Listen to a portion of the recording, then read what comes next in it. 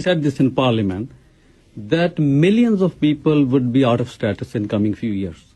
And those people would be in a very vulnerable situation and could easily be pushed towards crime.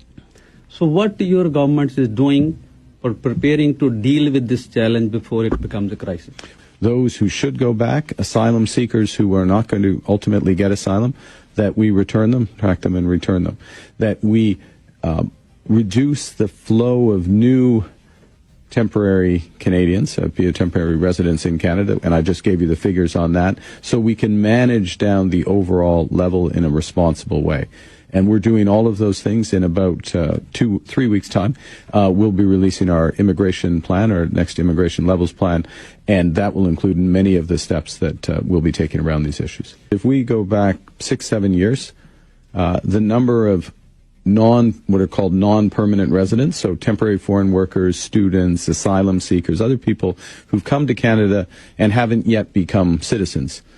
You know, most people in Canada at one point, either themselves or their parents or grandparents, were immigrants to this country at one time. But these are people who haven't yet become citizens.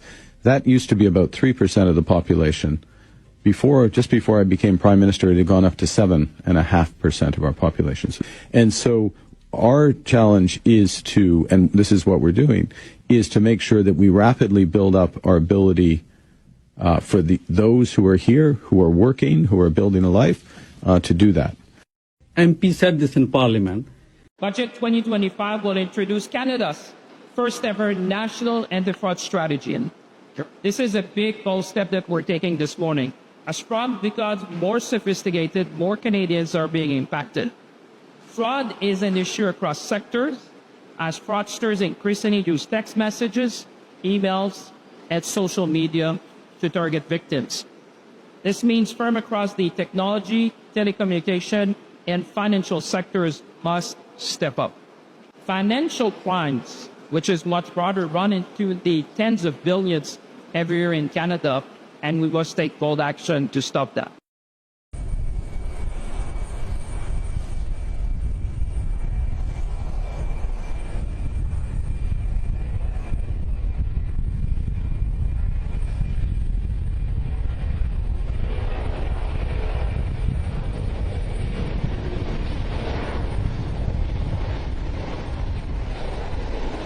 Well, that's a wrap for today's episode. Hit the like, subscribe for more life awesome moments. See you next time.